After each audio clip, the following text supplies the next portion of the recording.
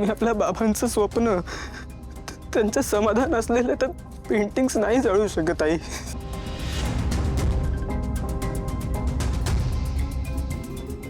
त्यांचा घात नाही करू शकत मी.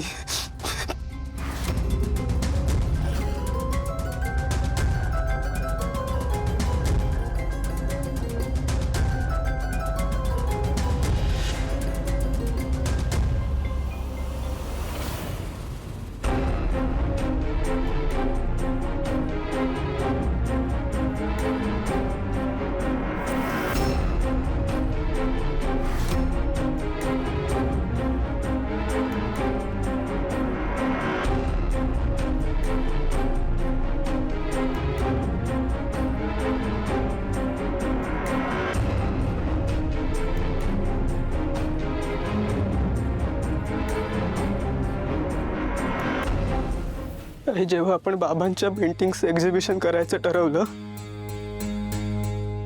तुला तर माहितीच आहे की आपले खूप शत्रू आहेत बाहेर. त्यांना आपलं चांगलं झालेलं नाही बघवत. आई, मला एक धमकी देणारी निनावी चिठ्ठी आली होती. त्यात स्पष्ट लिहिलं होतं की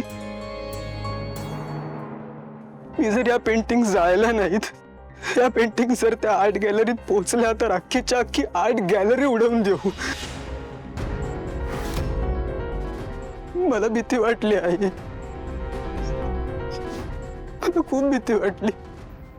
मी आपल्या बाबांचं स्वप्न, त्या लोकांचा जीव असं धोक्यात नव्हतं घालू शकत.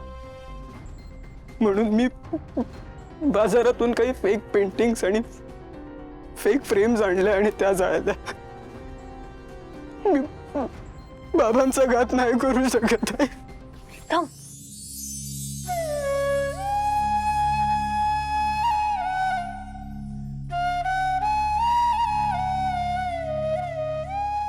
सीता, मला माफ कर.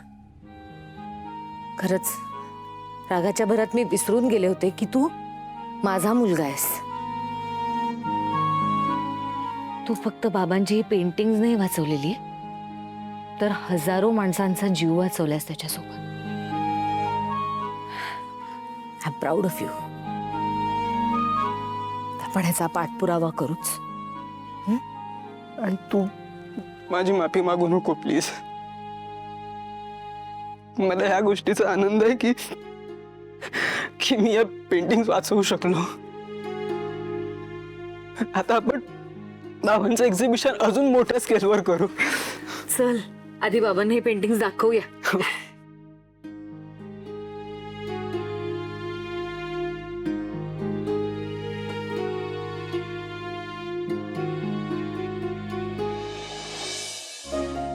तुम्ही एवढा मोठा धोका पत्करून बाबांची स्वप्न वाचवली. मला तुमचा खूप अभिमान वाटतोय.